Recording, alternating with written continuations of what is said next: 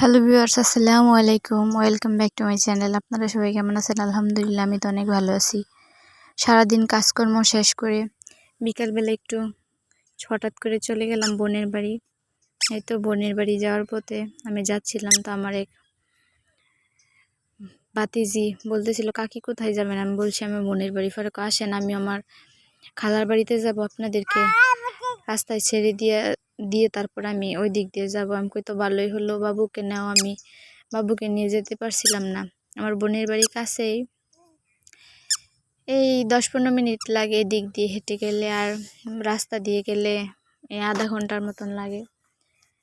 বোনের বাড়ি চলে আসলাম, তো এসে দেখি বোন বাড়িতে নাই। বোন বাড়ির পাশেই ফ্যাক্টরিতে চাকরি করে, তো ওখান থেকে আসলো সন্ধ্যাবেলা।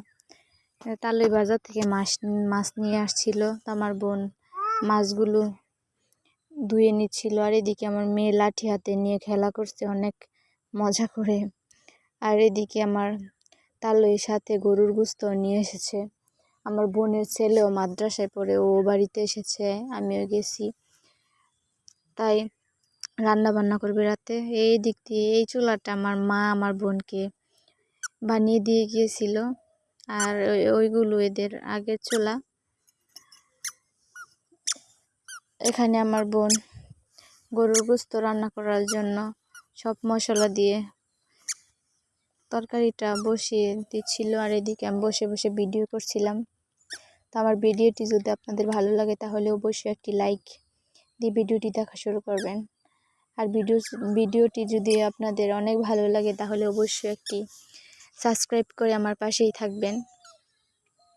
আর যারা আমার চ্যানেলে আগে থেকেই সাবস্ক্রাইব করে দিয়ে আমার পাশে আছেন তাদেরকে অসংখ্য অসংখ্য ধন্যবাদ ও ভালোবাসা। তো বোনের বাড়ি আসার পথে এসে বড় একটা বিপদের হাত থেকে বেঁচে গেলাম। আসার সময় সামনে বড় একটা সাপ পড়েছিল, তো অনেক ভয় পেয়েছিলাম। আমার মেয়েকে আমার বোনের নোনা স্কুলে নিয়ে আগে আগে যাচ্ছিল, অর্ধেক রাস্তা থেকে নিয়ে গেছিল, আর আমি পিছনে পিছনে গিয়েছিলাম। তারপর আমি তাকিয়ে দেখি সামনে সাপ। তারপর আমি ওই আপাকে বলছি যে আপা সামনে সাপ, দাঁড়ান। তারপর দাঁড়িয়ে গেছিল, অল্পের জন্য বেঁচে গিয়েছিল। যদি পাড়া দিত তাহলে অনেক বড় বিপদ হয়ে যেত, তো আল্লাহ রক্ষা করেছে। তো এখানে আমার বোন গোস্তটা এখনো মা খাচ্ছে, তো আমি ভিডিওটি কাটাকাটি করি নাই।